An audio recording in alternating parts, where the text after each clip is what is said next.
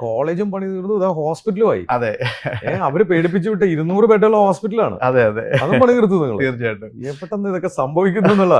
അപ്പൊ ഈ കോളേജില് അപ്പൊ എത്ര കോഴ്സുകൾ, ഏതൊക്കെ കോഴ്സുകളാണ് ഇപ്പൊ ഉള്ളത്? ഇപ്പം നമുക്ക് BSc നേഴ്സിംഗ് ഉണ്ട്, പിന്നെ അലൈഡ് ഹെൽത്ത് സയൻസ് കോഴ്സുകളായിട്ടുള്ള പിന്നെ BSc MLT, cardiac, dialysis, radiology, operation theatre anaesthesia, അതേപോലെ MBA ഹോസ്പിറ്റൽ മാനേജ്മെന്റ്, അതേപോലെ MBA ബിസിനസ് അനലൈറ്റിക്സ് എന്ന് പറഞ്ഞൊരു കോഴ്സുണ്ട്, പിന്നെ BSc optometry, BSc nutrition dietitian. Very good. എത്ര സ്റ്റുഡൻസ് ഇപ്പോൾ പഠിക്കുന്നുണ്ടോ? ഏകദേശം നമുക്ക് കോളേജിൽ ടോട്ടൽ ഒരു 600 സംതിങ് സ്റ്റുഡൻസ് അവിടെ. 600ഓളം സ്റ്റുഡൻസ്. എത്ര പേർക്ക് തൊഴിൽ കൊടുക്കുന്നുണ്ടോ?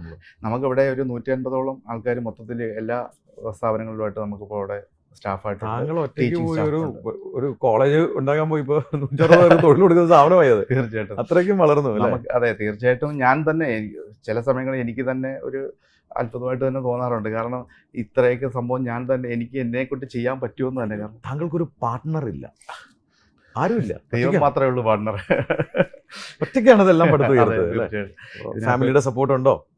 ഫാമിലിയിൽ അങ്ങനെ ഇത് ബിസിനസ്സുമായിട്ട് ബന്ധപ്പെട്ട ആരുമില്ല. പിന്നെ എൻ്റെ ബ്രദറുണ്ട്, പുള്ളിക്കാരൻ എബ്രോഡാണ്. പുള്ളിയുടെ ഒരു സപ്പോർട്ട് കാര്യങ്ങളൊക്കെ ഇതായിട്ടുണ്ട്.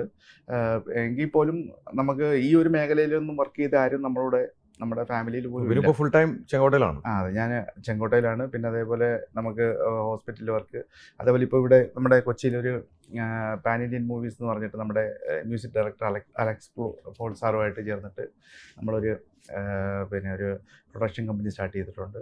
ഇപ്പോൾ നമ്മൾ പുതിയൊരു ഇൻസ്റ്റിറ്റ്യൂട്ട് സ്റ്റാർട്ട് ചെയ്യുന്നുണ്ട്, പിന്നെ പാൻ ഇന്ത്യൻ ഫിലിം ഇൻസ്റ്റിറ്റ്യൂട്ട് എന്ന് പറഞ്ഞിട്ട്.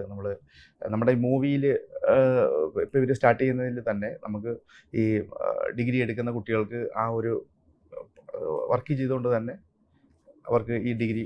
ബിനുവിന്റെ സ്വപ്നങ്ങൾ ചെറുതല്ല, ഇനിയും ചിറക് ഇങ്ങനെ പറന്നുകൊണ്ടിരിക്കുകയാണ് അല്ലേ?